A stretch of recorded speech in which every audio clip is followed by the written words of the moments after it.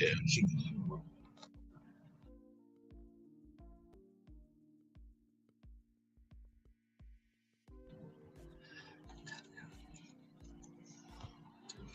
Good afternoon, guys. Hey guys, what's going on, y'all? Hey, A Stokes. Hey, Robin. Hey, Bridget. What's going on, Queen? Hey, Scorpio Goddess. How are y'all this afternoon? And everybody in the bushes. How you guys doing? Hey, boy, mom times two. What's going on, beautiful? I ain't seen you in a minute. I ain't seen you in a minute. What's going on? Hi. Hey, I am that somebody. What's going on, pretty girl? Hey y'all, happy Friday. Is today Friday? Yeah, happy Friday, y'all. Happy Friday. Y'all let me know if you can hear me because I've been having a lot of internet issues. So just let me know if you can been catering a little man. That's what's up. Just let me know. Hey K Brown, what's going on, beautiful?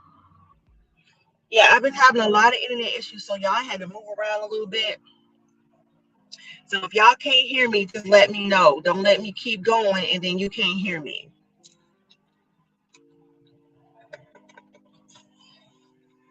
So anyway, happy Friday, you guys. Listen. So this live today is a little bit of yeah, I went through Facebook last night. I started to go through Facebook last night. And usually I will not listen to Jeannie, but I did listen to her last night. And she touched on the subject, of course, y'all know, that is near and dear to me, and that's law.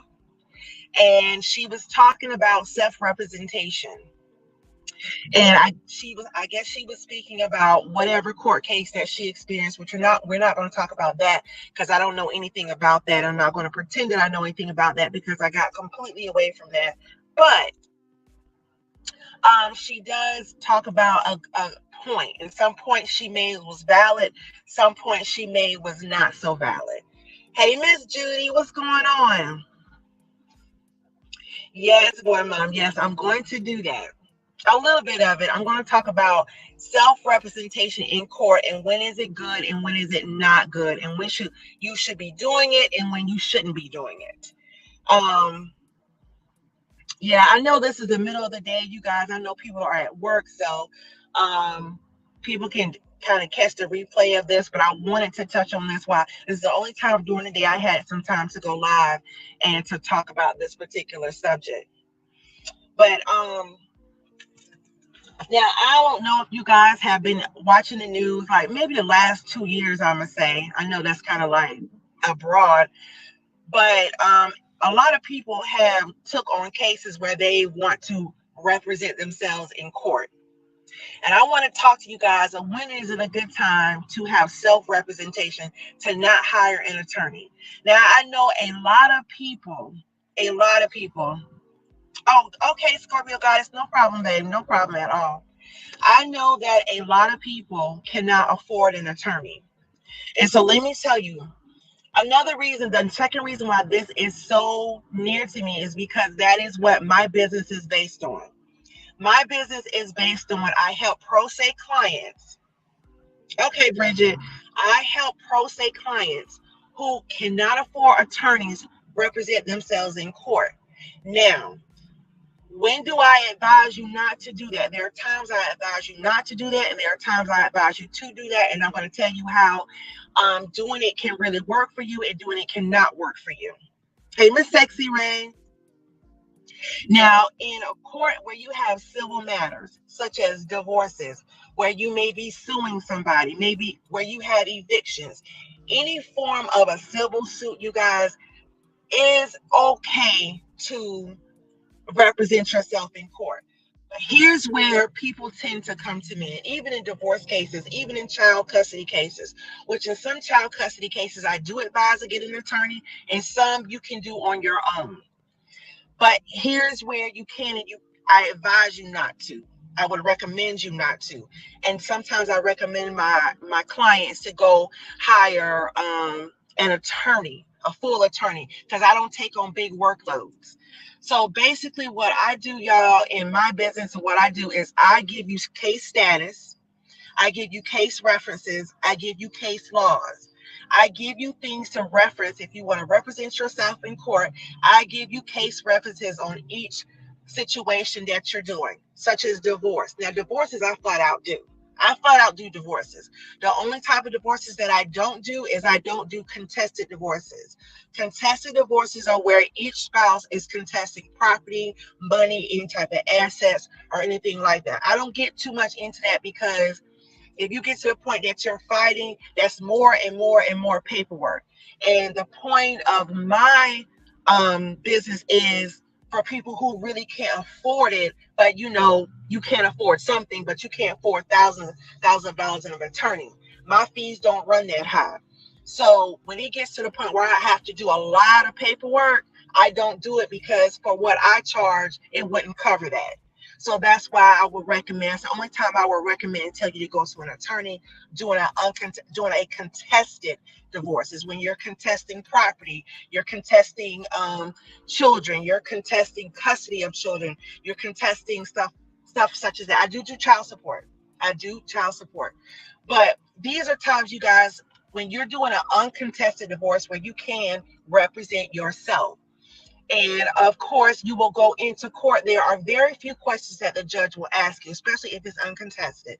They will make sure that both parties are in court, both paperworks are properly done, both parties have been served, and they will have a witness that can justify that the parties are not going to be able to reconcile, and that the divorce is just done. In some states you're required to be separated a year, but I think they've cut a lot of that out. You just got to be separated out the house. In the state of Georgia, uncontested divorces are really, really simple. You can be divorced in 45 days if you don't contest anything. If it's uncontested, you have moved out the house, you haven't lived with each other 30 days, boom, you can be done. Some people carry out this divorce unnecessarily, but it can be done if you just I don't want nothing to do with this person. They don't want nothing to do with me. We just want to go our separate ways. You go up in court, the judge is going to ask you particular questions, and then they're going to grant the divorce. It used to be you had to wait 30 days to get your divorce papers. In some states, that is still valid. But in other states, you are divorced that day that you walk out of the courtroom. You are divorced that day.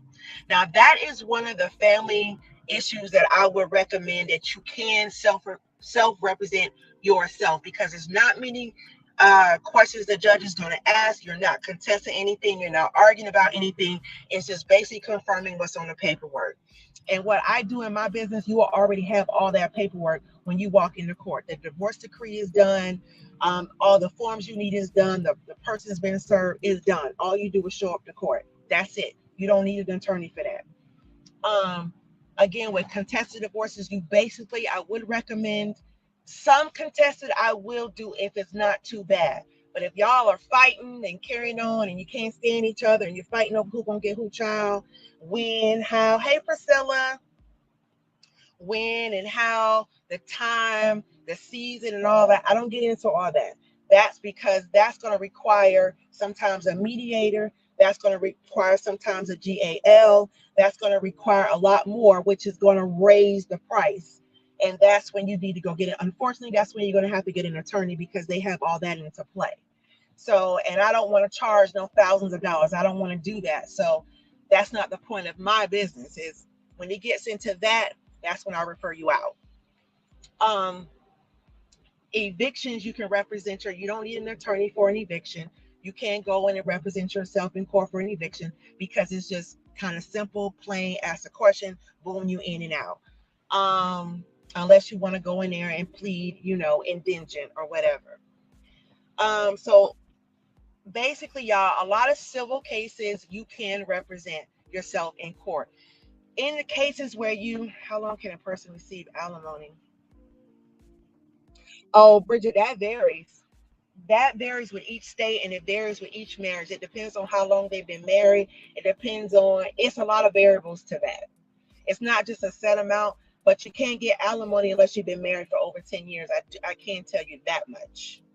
And also, another exception to alimony is when you can prove infidelity. If you can prove infidelity, you are entitled to alimony. So there are some exceptions where you don't have to be married over 10 years. And then that exception is infidelity or some type of legal legality where it just varies. It's Each situation is very different. Each situation is very, very different. But those are civil cases, y'all, that you can definitely represent yourself. Bigger matters is when you get down to general sessions. General sessions is where it's big. And I would highly recommend an attorney because that's when you're getting into case laws, case statutes. That's when you're getting into all that deep stuff. And you will need a lawyer to represent you to stand there because although you can tell your story better than anybody, sometimes you can't just get in there and rave and carry on like that. A judge is going to throw you out. A judge is not going to want to hear that. They're going to recommend that you get an attorney. In a civil case, they do not refer public defenders. They may, if you are deemed indigent. In criminal and civil cases, if you are deemed indigent, they will refer an attorney, but that's more so in criminal cases. Now, I'm going to get to criminal cases in a minute, y'all, because that's the biggie. But I'm talking about the civil one right now. The civil cases, like I said, if it's a big case where you're suing a big company, if it's a defamation case, which y'all know we've seen a lot of during this saga, if it's a defamation case, I would refer a legal consultant, a legal analyst. I would, you don't have to necessarily get an attorney, but if it was me and you were talking to me, I would tell you to do that, especially if you are suing for something really big. If you're suing a company, you're suing an entity, you're suing like the state or something like that, I would definitely recommend that you do get an attorney or at least consult with an attorney to get proper guidance, because case laws and case statutes are very, very important and they have to be quoted correctly in the courtroom. And see, that's where a person like myself comes in, because we are the ones that we do all the case research. We do all the case statutes, the case laws. We do all the paperwork. We put all the information together. That's what we do. So we know about the case before they even go into court. We know about, case law that's going to be quoted to the judge. That's what the judge look for. That's how they make their ruling, because you can't take a state statute and present it in a federal law. You can't take you can take a federal and present it in a state, but you can't take a state and present it in a federal. I know that's too fast, but hey, Miss Beverly, but let's take a small misdemeanor civil case, which we have seen in this saga. Small misdemeanor case. Should or should you not represent yourself? Now, let me tell y'all this. People think that if you hire a lawyer, you automatically, somehow, he's going to get you off or she's going to get you off. If you have an attorney, that is very, very untrue. Just because you have an attorney, that does not mean that you're going to get off. What attorney's job is, it is to bring up doubt. You have to bring up some type of doubt in the judge, and if it's a jury trial, you have their job is to bring up doubt that this crime may or may not have occurred, or this crime may have or may not have been committed by the person that they're representing. They have to present reasonable doubt. That's their job.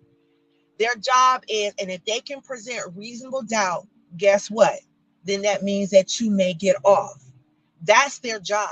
I think people misrepresent what an attorney and a lawyer is for. It is not to say I'm gonna hire an attorney so I can get off. Well, I guess that's the myth of it, because when you think of an attorney, you say, oh, I'm gonna hire this attorney. Y'all have to understand, all attorneys ain't on the same level. You have the high profile attorneys and you have the attorneys that are public defenders. Well, what's the difference? High profile attorneys, they have been researching law cases. They know it like the back of their hand. They know it. So they can get in and they can cast doubt on something that's staring you in your face. Those are the high profile attorneys.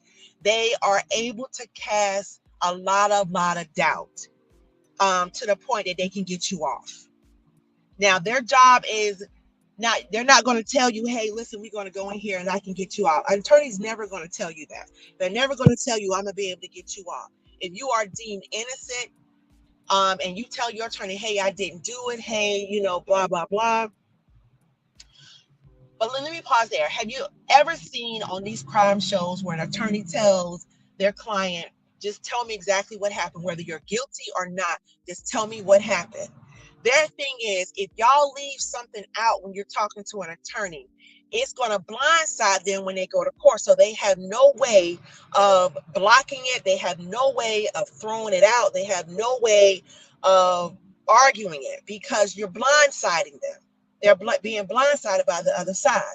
So it doesn't matter if you are innocent or you are guilty. Make sure you tell your attorney. Make sure you tell your attorney in one of these big cases. Now, I'm not talking about small cases. Make sure that you inform your attorney if you are guilty, because it doesn't matter to them if you did it or not. Their job is to cast reasonable doubt that you may or may not done it. If they can do that, you can walk. If they can't do that, then that's when they try to negotiate a sentence term. Now, back to the small criminal cases where you can represent yourself. When you go into a court, now one thing that Jeannie said last night, when you do represent yourself, please go in there and have your facts straight. Please go in there and be able to sit and talk to a judge, because a judge, they are very time conscientious. So they're looking at their clock, they're looking at their watch, and they're looking like, I got about 10 other cases. You need to get it out and let's get it going. Unless it's a big, huge case that they have to preside over weeks at a time. But in a small criminal case, make sure that your facts are straight, your T's are crossed, and your I's are dotted. Don't go in there with no layman talk. And what I mean by layman is the way you speak with your friends or with your relatives when you home. When you go in there, you make sure you have all your facts lined up. If you are being accused of something and you didn't do it, you got to make sure that everything that you present shows or casts doubt that you did not do it. You was not there. You did not have that. How could I be here when I was here? Have the proof. How can I was doing that when I was over here, when I was doing that? Just make sure all your stuff is together. And just because in a small criminal case that you have an attorney that you think you're going to walk, that's not going to happen. Now, I heard Jeannie say something last night when she was dead 100% wrong. She said that in the first case, I guess with Tim, because she had an attorney, she felt like if she would have had an attorney with the second go round, that things would have been different. No, ma'am. No, ma'am. An attorney is not above the law. An attorney knows the law, but is not above the law. So if you have committed a crime and there is substantial evidence to convict you, there is substantial evidence there, the only thing the attorney can do is try to get you a lower sentence. Try to get you a negotiated to where you're going to walk out that courtroom either on probation, with some type of PO, with some type of whatever. That's what your attorney is there for. If there's substantial evidence that you committed a crime, an attorney cannot help you walk out of there free with no charges. That's not what they're there for. And she made a big mistake when she said that. She said she felt like if Tim would have had an attorney that she would have been able to get what she wanted. No, that's not true. That is not true. An attorney is not above the law. If you go in there, like I said, and there is you have committed a crime of some sort, and there is great evidence, and a judge may be familiar with you or know your record or nothing like that, all that comes into play. The attorney's job is to make sure that you get the lightest sentence possible. That's their job whenever the evidence is stacked against you. So she was wrong about that. She was very wrong about that. It didn't matter if TM had an attorney or not. If a crime was committed or whatever, or they could present a case in a different way, the judge is going to see it the way the judge is going to see it. Period. They got everything they have in front of them. Y'all understand? A judge reviews a case before he or she even gets on that stand. They're back in the chambers reviewing the case. So they're back, they're looking and flipping and going over evidence. And then what they do is they bring all that up front. And when y'all see the judge up there, you see them flipping around with paperwork, looking down and all that. What they're doing is they're looking at evidence to make sure it's matching what is coming out either on the defendant's side or on the plaintiff's side. They're making sure that the evidence matches and that if there are any questions, then they're going to want the plaintiff that is accusing the person of a crime to present any facts of why should I punish this person, or what statute, what you looking for, what you want me to do. So then that's when they go back to case laws and they say, well, this person present, and I'm saying this in layman terms, y'all. So this person committed this same crime in 1968. This is a statute of, Herman versus Stroman, blah, blah, blah. I'm pretty sure y'all have heard that in court. Herman versus Stroman, and committed the same crime, same act, whatever, and they only got this based on this. That's how you present case laws and case statutes. That's what the judge looks at and compare it to what it is, and they see if they can go above it or below it. That's how they sentence you, but above it or below it. In federal court, it's a lot different. It's a lot different in federal court. And federal, that's a whole nother live, y'all. Federal law is a whole nother live, because they actually do not work the same. There's levels in federal court. There's no negotiations in federal court. Federal court, you cannot negotiate nothing. You can't. What they do is they do a investigation and they see what level they can sentence you on. There's no negotiations in federal court. If there's a crime and you commit it, here's what it is, and the judge can go between those statutes. If it requires you to have time, you're gonna get time. It ain't no. But if the lowest that you can get based on your criminal background level, if you are level 1 offender, you may be qualified for probation. You can commit the same crime. Let's say a person, and y'all, I'm exaggerating this.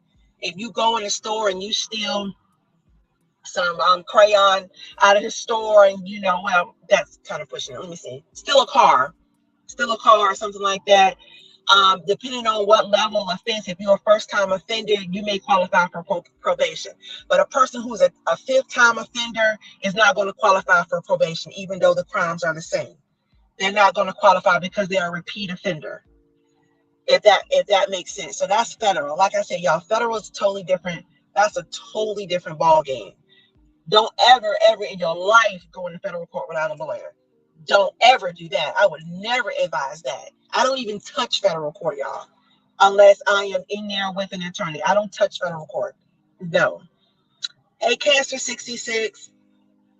So, and back to what Jeannie was saying, that again, that is not true, you guys. If you go into court, it does not matter especially a misdemeanor or a small case, you don't have to have an attorney for it. But if you choose not to have an attorney, just make sure before you go in that you have a good presentation for the judge. You can't go in there rambling. If you go in there rambling, that can piss a judge off, unless it's just a really nice judge. That can piss a judge off, because what they're trying to do, if you see them up there writing and stuff, they're trying to get to what they need to get to and move on. Sometimes when you talking, they don't even hear you because they done made up their mind, and that's the truth. They done made up their mind, especially if you're rambling. So it is very important that you always make sure all your T's are crossed and your I's are dotted. And if the judge realizes that you don't, he may ask you to continue the case. He may ask that you continue the case, or he could throw it out. He or she could throw it out. It just all depends. If you go in there with a bad case. I do remember in one civil case where it was an uncontested divorce, and they end up getting thrown out. And this is a case that I did. Now, let me tell you why that case got thrown out. Because they didn't do what I asked them to do. I specifically said, make sure that you bring a witness with you. The witness is written in the divorce decree. When you have a witness, you have to have a witness in a divorce. I don't care how small or big a divorce is, you must have a witness. If you don't bring a witness, guess what's going to happen? It's going to get thrown out. So you just spent all that money for nothing. And you got to start the case all back over. Some judges may allow you to continue it, but most of the time it's a 15-minute session and they're going to throw you out. These judges are very tedious. Hey, J-Zo, the next Kobe Bryant. That's what's up. That's what's up. Scorpio says people really be out here lying for no reason. Self-representation, sometimes people have too many feelings in it and not enough facts. Scorpio, that is very, very, very true. Hey, Unchosen, what's going on, beautiful? That is such an accurate statement. And that's why I say you cannot go into a court with your feelings on your shoulder. You can't go in there. Sometimes it will work if it's an eviction or you something like that. Sometimes the tears will work. But y'all, your feelings don't override the law. It may have some type of leeway with the sentencing, but it has to be within the sentencing guidelines. A judge in a state court has a little bit more leeway when it comes to sentencing more than a federal judge. A federal judge has to stay in guidelines. So amount of tears ain't gonna help the situation, not one bit, not even a little bit. It's not gonna help. Not in federal court, it's not gonna help. In state court, the judge has a little bit more leeway to give you a lighter sentence depending on depending on your criminal history. So if you go in there with a criminal history that's 1 through, you got 10 criminal history, the same thing, please don't think you're going to walk out and just, have nothing. Please don't think that. Please don't. Please. And also, I also recommend an attorney. Do not self-represent yourself. If you know your criminal history is off the chain, please don't get you an attorney.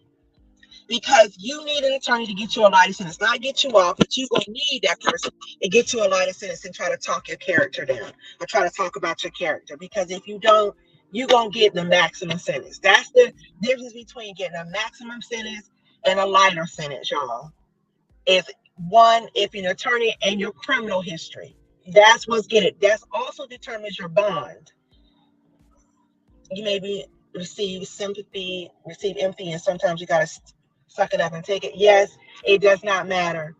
It does not matter, y'all. Sometimes people think they can come in there. Well, maybe if I go in there and I just tell the judge, this and that. No, go in there with facts.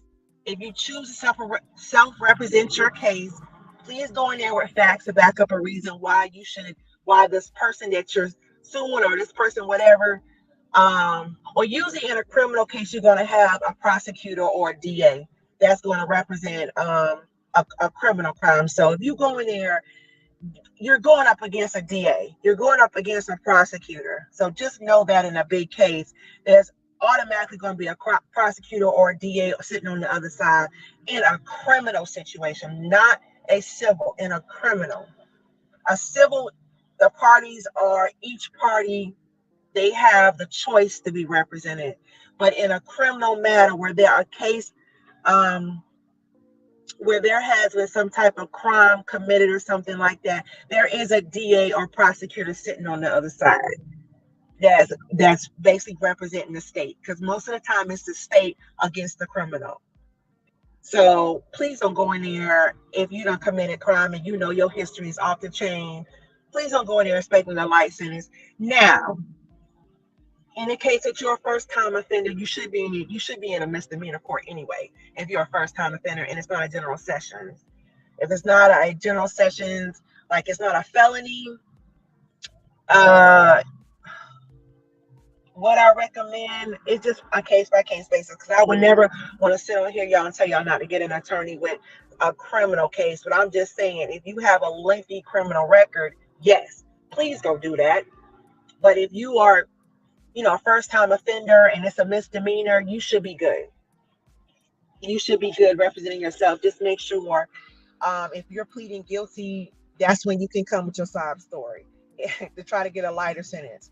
If you are not guilty, make sure you have your ducks in a row as to why you are not guilty.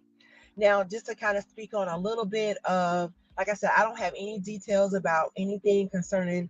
Hey, good morning, gorgeous. Hey, Ronithia. I don't have any details about that situation, but just based on the general category of just based on what Jeannie, this is just based on facts that she put out. Both parties, I don't think were represented. I know TM was not, but it wouldn't have mattered if TM was or wasn't. In this case, it doesn't matter if she was or wasn't. If the evidence that she presented is the same evidence that she was going to give to an attorney, it's still going to have the same outcome. If you present the same evidence that you present to a court and you give that same evidence to an attorney, the attorney's going to ask you before, is that it? Is that all you have? And they're going to tell you off the rip, I can't go into court with this. I can't, especially if it's very light evidence. But some attorneys, and this is what you call bad attorneys, if they know they don't have anything, and they take your money and still go into court with you, knowing they don't have anything, knowing that they know what the outcome is going to be. And just let me tell y'all, a lot of these attorneys, y'all know what the outcome is going to be before they even walk in a courtroom, because they have had talks with the DA, or they have had general conversations. So they kind of got an idea of what is going to happen. So that's to kind of give y'all a little bit. If any of y'all family members or anybody, if you're dealing with a criminal issue or whatever, and you have hired an attorney, and he's I guess maybe a seasoned attorney, trust me, he or she has already talked to the DA or prosecutor, so they kind of know what's going to happen. They know their battle. They know what they're up against. They know it all. So that's why it is important to ask a lot of questions. Don't just say, "Hey, I know you got it." No. Just like in a doctor's office, you're going to ask a lot of questions. Don't just sit there and take a doctor's word for it. Ask questions. And I don't know nothing about medical, but just, and same with law, just make sure that you guys are asking a lot of questions, and the right questions too. That's another thing, because attorneys will make you think that they got it in the bag, and they know darn well that they don't, especially based on case laws and case statutes. So if y'all do have loved ones and stuff like that, that are in or facing criminal charges or whatever, whether it's a misdemeanor or a felony, and thinking about self-representing yourself, one, think about your criminal history. That's one. Two, are you very familiar enough with the law to have a good presentation in court? That's the second thing. Are you confident enough in yourself? Three, if you feel that you are deemed innocent and you know you have all your stuff in place. And another thing, y'all, if you do decide to do a self-represented case, the one thing that you want to always ask for is discovery. Discovery is everything that the DA or prosecutor has on you that they're going to convict you with. You are entitled to see every piece of evidence that they have. Every piece. If they go in there and they leave out a piece, they have to present it before court. That's when you always see an attorney say, can they approach the bench? That's because they have additional evidence um, that they're trying to hand in court. In most cases, that's what happens. So it just kind of gives you an idea, y'all, when y'all watch these court cases, what's going on, why they may be stopped in between or whatever. This is what they're doing. Hey, Spicy Brown.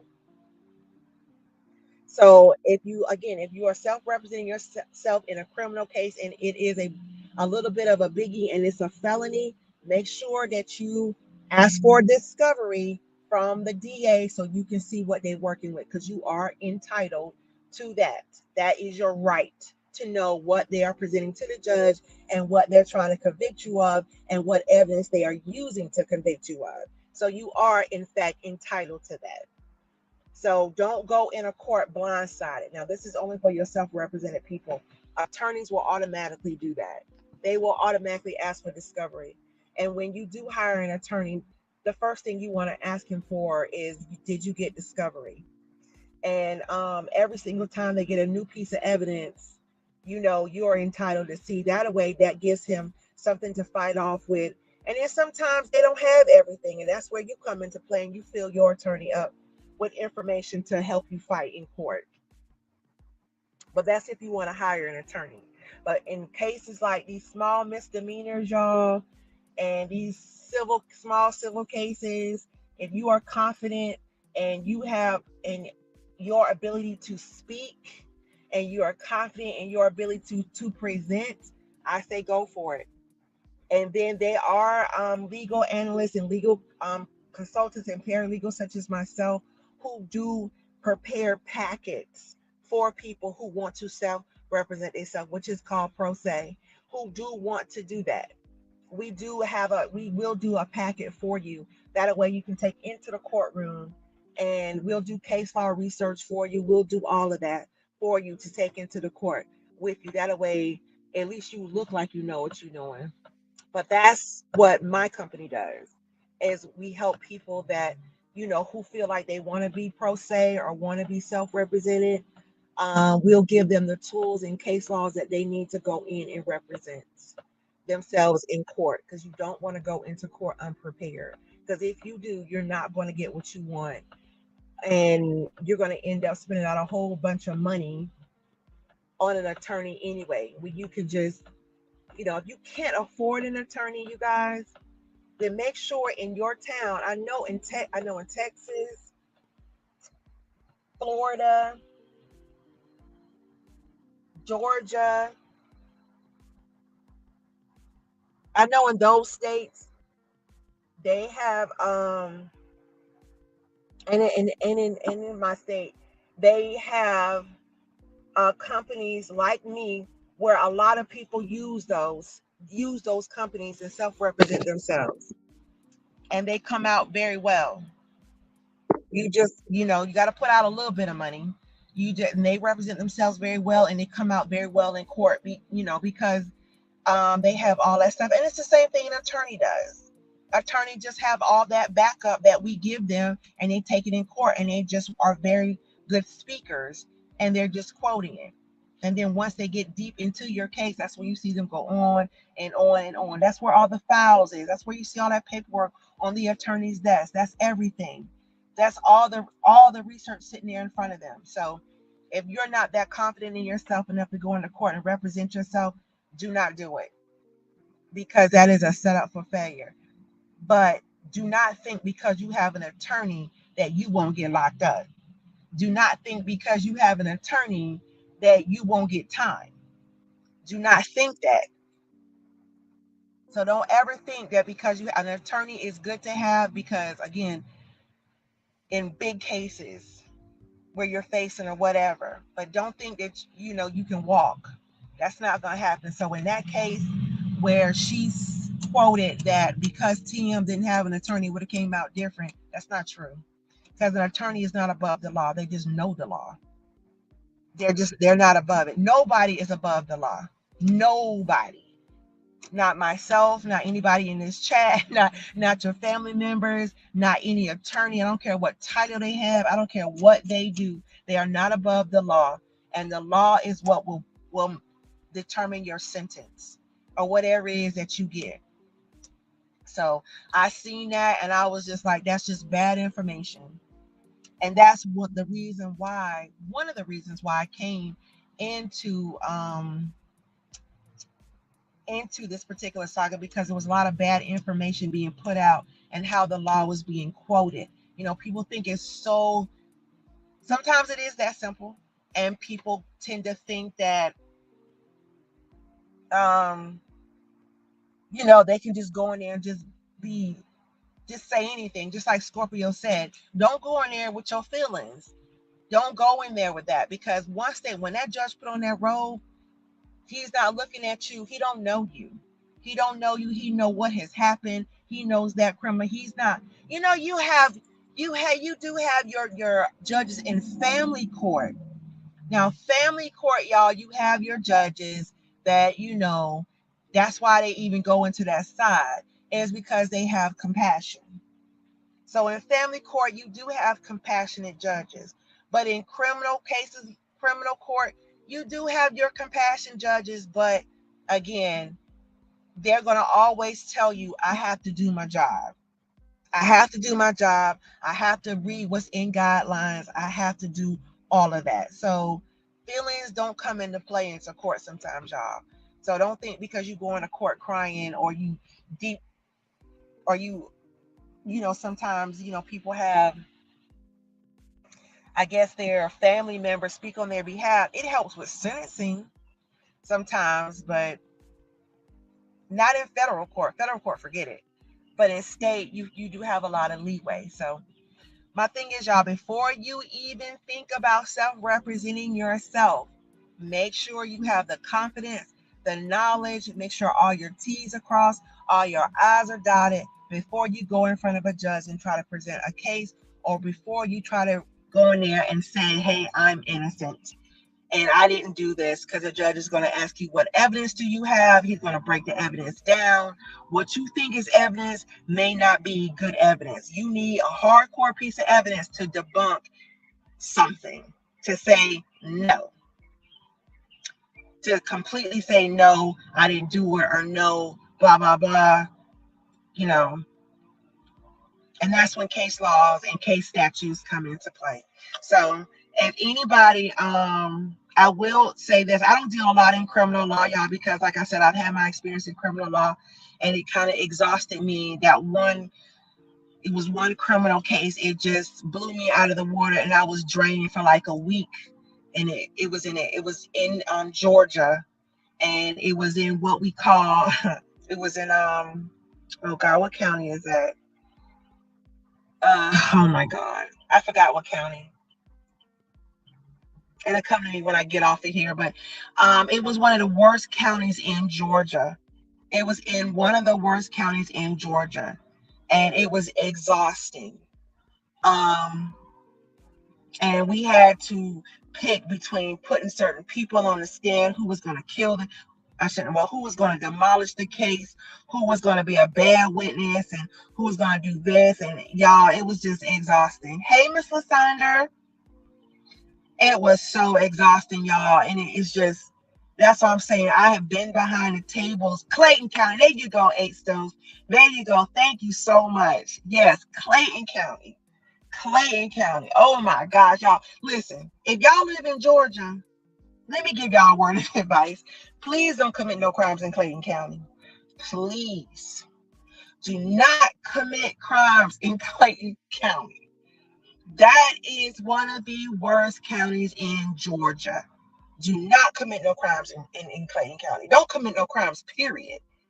But don't go to Clayton County talking about you get ready. Because listen, they will slam you with anything, the highest crime ever. And their levels of crime and their levels that they charge you with is out of this world. We had to try to beat one charge that had 17 co-charges to it. One charge with 17 co-charges. It was ridiculous. It was absolutely insane. Scorpio said, I remember I wanted to be a lawyer when I was a little girl, but once I got into school and realized I didn't like school as a little girl, I opted out. I'm considering once I receive my BA to go back. You should, Scorpio. You should. It's not as hard as people think it is. It really isn't. But I mean, you really have to, I think to me, it has to be like a passion. It has to be, you do have to have a passion for it. I have a passion for the law, y'all. I have a passion for it, but only a certain type of law. Criminal is just, whew, Jesus have mercy. Well, Santa said, oh, they suck. I sued them for leaving me on the side of the road. What? Mr. Santa, you talking about in Clayton County? Listen, y'all. Clayton County is crazy. Scorpio, let me tell you this. Paralegal, I'm going to just be honest with you. Paralegal is, to me, a little more intense than the lawyer itself, because the paralegal, they do all the work. They do all the work. And it also depends on what part of the law that you want to go in. You got family law, you got litigation, you got real estate, you got civil, you got, did I say real estate? Of course, you got criminal, you got business law. You got different types of laws that you can go in. You got corporate law. Corporate law is a little bit easier. They pay a lot of money. Hey, so them folks, yes, yes, they are. So if y'all can take anything from this, don't commit a crime in Clayton County. Jesus, have mercy. Now I have done civil cases in Cobb County, DeKalb County. Um, I think those are really the only two. There was one more, and of course Clayton County. Um, but in Clayton County is where I had criminal law, and I just, God knows, no. And there are attorneys. Oh my gosh, there are some dynamic attorneys in Georgia that I work with, and I mean, they are awesome, and they are Black attorneys. They are really, really good. So if y'all ever in Georgia and y'all need some dynamic criminal attorneys, hit me. I will give you their number. They are awesome. Miss Judy, I used to have a huge passion for law, but I just couldn't tolerate the type of criminals we have nowadays. Yes, Miss Judy, and the thing about that, y'all, is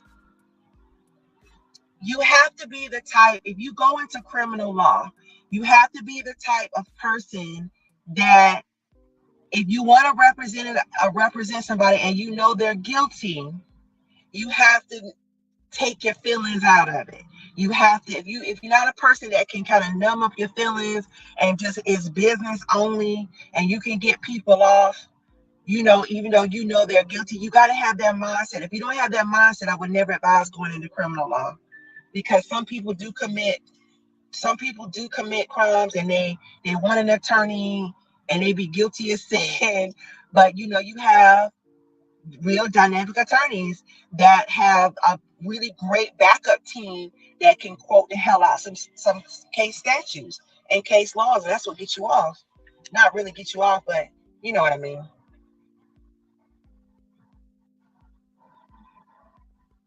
Okay, I'm sorry. I was reading. TP tell us in them plays and movies, don't mess. Who is TP? Don't mess with them people, but people think it's funny and has no value. He's trying to help the people. Who is TP, Scorpio? If people think it's funny and has no value. Yeah.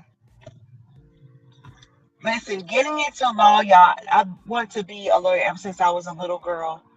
And yes, Tyler Perry. Okay, all right. I see you talking about Tyler Perry. Yeah, Tyler Perry have a lot of good movies, and I think what he does is with his movies, he does a lot of research with his movies before he puts them out, and he tries to try to deal based on some form of fact to try to make it more realistic.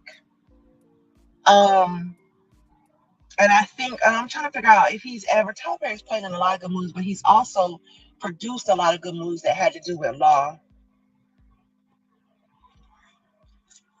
So, but yeah, so you guys, again, when it's dealing with civil cases and stuff like that, civil cases is okay if you want to self-represent yourself, but just make sure that just have your right paperwork in place, and just make sure that you have all your T's crossed and your I's dotted when you do that. Now I'm going to tell y'all this.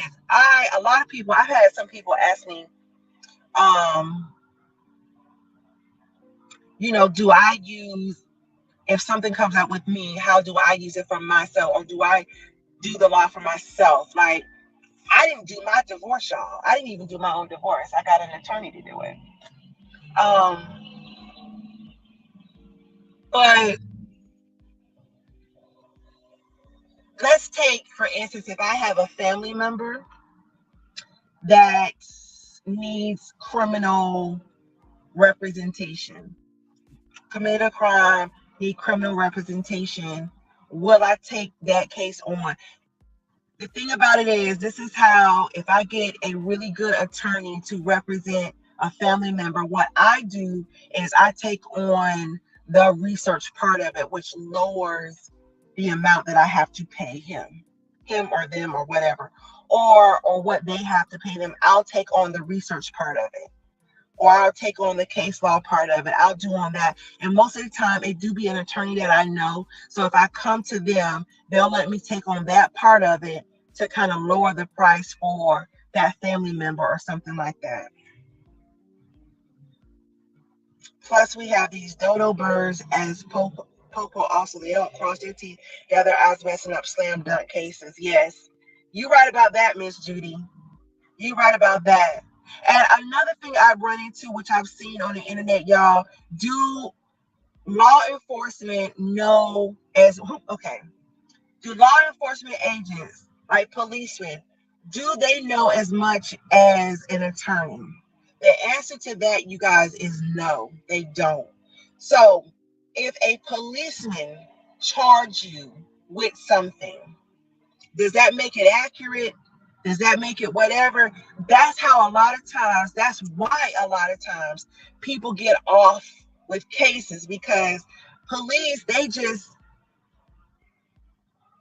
don't go to school for law. They don't study case statutes, y'all. They don't do that.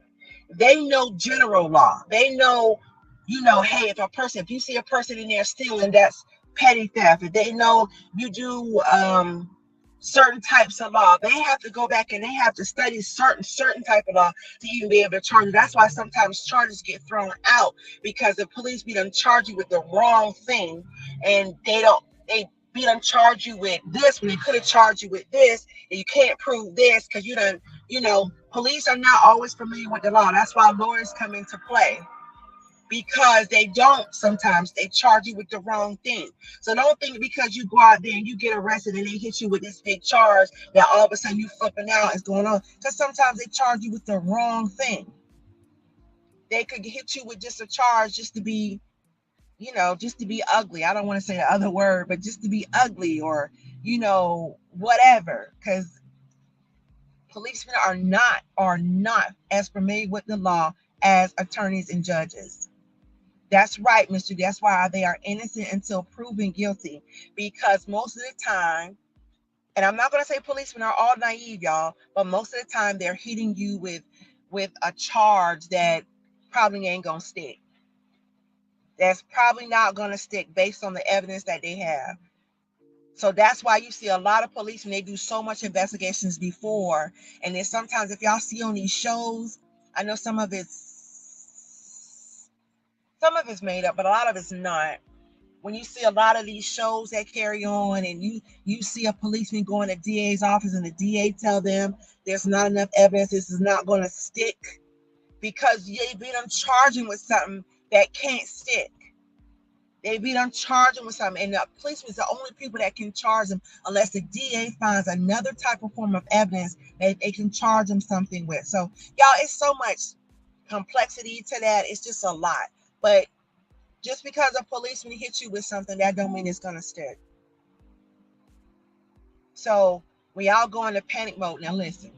Now I ain't gonna sit here and say if you go out here and you commit a felony that a person succumbs to their injury, that the police don't know what they're doing. They know what the hell they're doing, okay? Because there's only one charge for that. And that's why it's a big determination between second degree, first degree, manslaughter. It's so many different levels as to why they charge you the way they charge you. Manslaughter is not premeditated. First degree is premeditated. Second degree is when you was there and you basically had to think without a whim and do it right then and there. Premeditated is mean you thought that whole thing out. You knew what you was doing before you did it. You was fully conscious. You knew what the hell you was doing when you did it. Second degree, you had to think for a split second. Manslaughter is basically, it just caught you off guard. You had to do what you had to do. So it's a big difference. It's a little more complicated than that, but that's why sometimes they can negotiate on a whim of stuff. Miss Judy says a cop pulled us over a couple of weeks ago. I started recording. She couldn't keep her story straight about why she pulled us over. She said we didn't have a complete stop. Then what? Then it was we blew through. Y'all know the recordings on these stoplights, sometimes they have sometimes, y'all, sometimes, not all the time. Sometimes I want to say sometimes they have these cams on these stoplights. In some states, they do have them. Like y'all know, in New York, like they can if let's say you run a light or run a stop sign, they can catch your tags, they can catch your tags, um, and run your tags, and that's how you end up getting a ticket. Hey, Lux Pearl, what's going on, beautiful?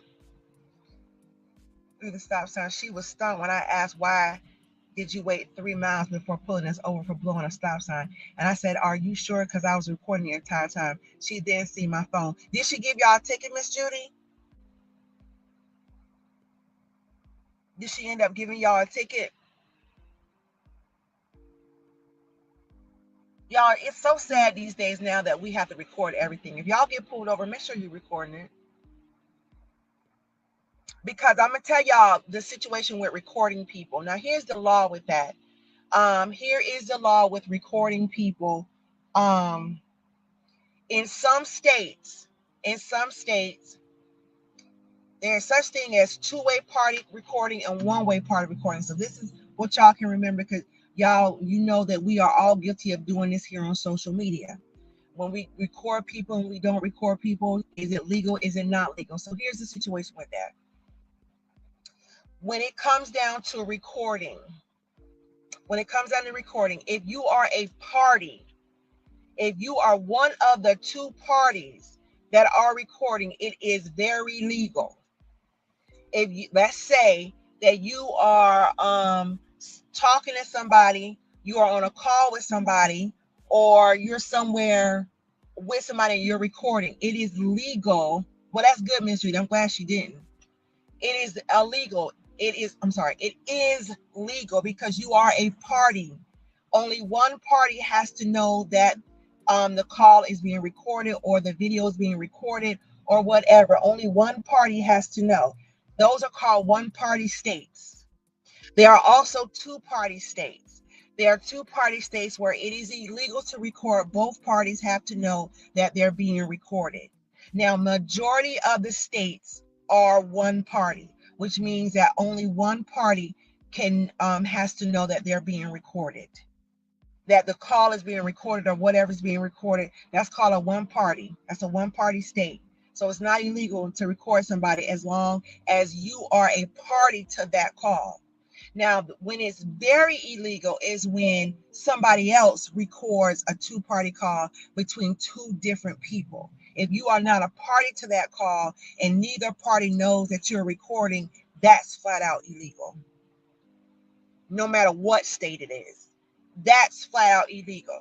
A third party to a two-party call and neither party knows about that call, then that's illegal. So find out in your state if you are a two-party state or you're a one-party state, because all the laws are not the same across the board. Some in one-party state it's okay, and because of all this police situation that's been going on and the recording that you're allowed to record and stuff, they're that's why they're become so lenient about the recording, is because of all the stuff that's been happening. They're allowing you to make sure that all whatever you're going through, as long as you are the person recording and you are in the situation, you have knowledge of it, so you can record. But if you are a third party recording a two-party call or a two-party incident or a two-party video and you are not involved in it, that's when it becomes illegal. Very illegal. Yes, he has. He was really gangster when he purchased this slave area and turned it into his company studio. Yeah, he did. He is. He had Scorpio. Tyler Perry, he's a smart businessman. That's all I'm gonna say about Tyler Perry. But there's some things I don't really like about him. He's a very smart businessman, though. You can't take that away from him. Hey, Patricia. But no, you guys, when you start, when a policeman pulls you over, you are entitled to record. You can record. So don't ever let a police officer tell you that you can't record, because you are a party to the situation and you can record. And even if you have somebody in the car with you that is recording the situation, you have given them permission to record, so both parties are aware that the third party is recording. It's only when the third party is not making the other two parties aware, that's when it becomes illegal, because that's an invasion of privacy. So that's when that happens. So just so y'all familiar with that. But yeah, Miss Judy, I'm very glad that they did not give you a ticket, because if she can't prove it, and waiting 3 miles,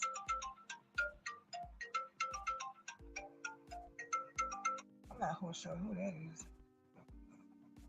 And waiting 3 miles to stop you before that would have been thrown out either way. That would have been thrown out either way, because if they're 3 miles down, there's no way for them to properly detect that. So that would have been thrown out anyway. And you definitely wouldn't need an attorney for that. That was smart to record that. So that's the laws with recording, y'all, especially with all the police stuff going on these days. That's I would advise anybody to record whenever they're being stopped by, or when they're in an event with any type of police. It is good to make sure that you're recording. But going back to self-representing yourself, you guys, I'm gonna say this, and I'm gonna say this loud. If you are confident in a small claims court, or a small civil court, or even maybe a misdemeanor case in a small, a magistrate court, do your thing. If you can go in there and prove that you didn't do anything, do your thing. More power to you. Just make sure that you go in there, and just don't go in there with the loudness and the buck and all of this. If y'all look at my shorts, I show you 2 cases where 2 people just threw themselves under the bus, just running their mouth for no reason. For why? For what? Just threw themselves under the bus badly. Just thinking out, just not even thinking, just threw themselves under the bus.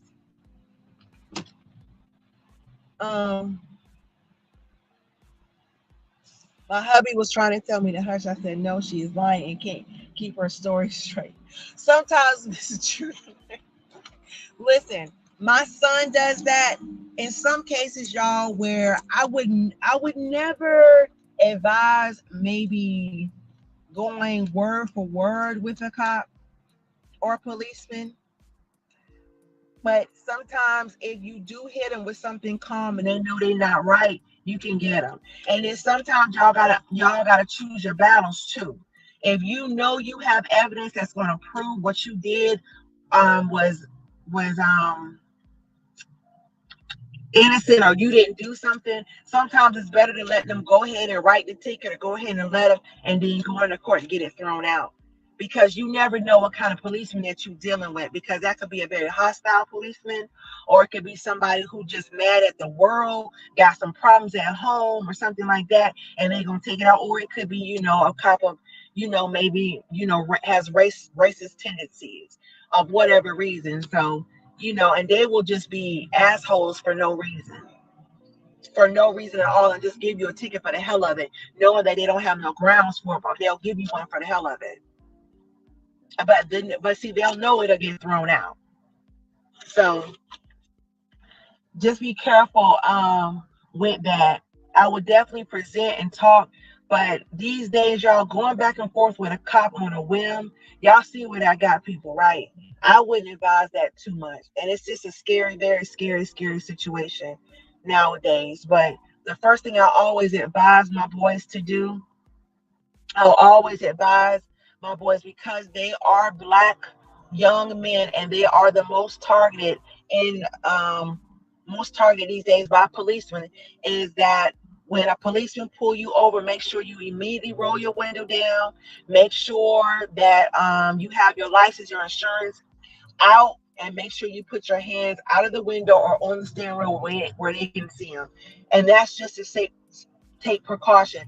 But before that cops walk up to you, make sure you put your phone on record. Make sure you're recording it. But make sure the cell phone is in a good position and out of your hand. Don't have it in your hand. Just put it. Y'all know, if y'all have those cell phone holders in your car, those are what those are very good for. put the cell phones in the cell phone holder and let them record. And let it record from there. That's what I would advise. She's known for falsified info on black men, so I was happy to prove her ass wrong. Well, that's good, Miss Judy. If you're already familiar with her tactics, then that was pretty smart. So I would say you did the right thing with that one.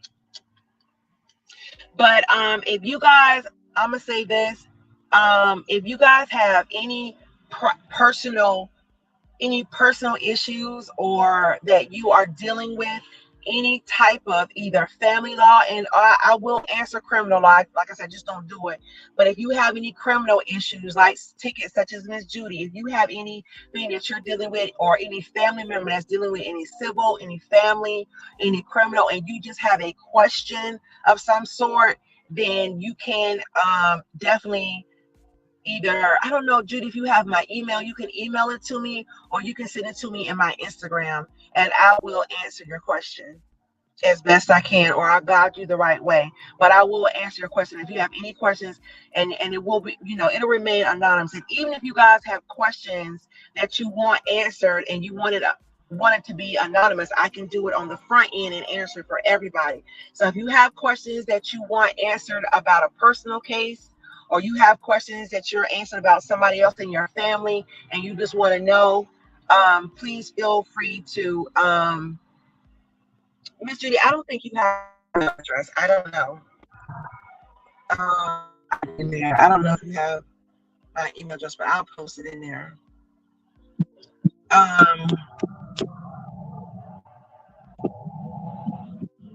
Or my Instagram. You can do my Instagram, Miss Judy. I don't know that. That's sad. I don't even know that one. But that's my email. You can email me your question, and it will remain anonymous. And you don't have to give me your name or anything. You can just ask a question and I'll answer you as best I can about anything. So, and then Miss Judy, if you would post, if you can find it on Instagram. So if you guys want to send me an Instagram message, that's cool. Now, I will say this, y'all. If you do ask me a question, I don't mind answering questions. But if you do say, hey, Miss Shawn, I want you to do something for me, and it requires me to put my hands on it, like do the paperwork and stuff like that. Now that's, when it goes differently. Do you have my Instagram, Miss Judy? But that's my email. So in case you do have a question about anything, it's hard for me to get really specific about. I can just kind of talk general on here, but those are just kind of like the small. I advise y'all to go follow Lead Attorney. That is a very good person to follow. They give updates on a lot of cases. They talk about the case statutes. They talk about different things. They talk about all of that. So that's a good person to subscribe to follow, y'all, if you want anything. And Law and Crime. I don't know if y'all follow the Law and Crime one, but that's a good one because they have an attorney on there that he breaks down certain cases, case law, case statutes. That's a good one to follow as well. So just in case you have any questions about certain cases and why they went the way they went. Hey, Angie. Well, y'all, I'm getting ready to get up off of here. Like I said, if you guys have any questions, just go ahead and email me. And you may have to catch the replay because I've been on here probably about an hour and a half. I don't want to go too long. But if you guys have any questions, just go ahead and hit me up in the back end. And of course, I don't mind answering them and any situation that you're unsure about. But I appreciate you guys for I appreciate Angie, you for coming in. Oh, you're welcome, Scorpio. I appreciate you guys, and I thank you guys for tuning in. And even the people that's going to watch the replay, I appreciate you guys for tuning in. Just make sure you leave any comments or questions that you have. Also, make sure you hit the like button on your way out, please. I appreciate you guys, and I will talk to you very, very soon. And know the next time, I know I had a question, and I know that person's name. I know Miss Judy. I know there's a person. Love you too, Lux Pearl. Break room. What's going on, girl? I appreciate you coming in. Listen, if what was I was about to say? Okay, so somebody had a question about sovereign citizenship. I am going to go over sovereign citizenship, y'all. I'm gonna do that in a total another live.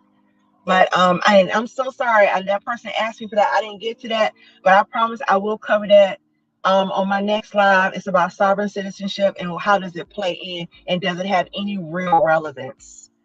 And I will bring up an actual, Miss Judy. I do have a case that's in reference to sovereign citizen where there was a criminal. I don't know if y'all familiar with Daryl Brooks. He was in the Waukesha where he went and he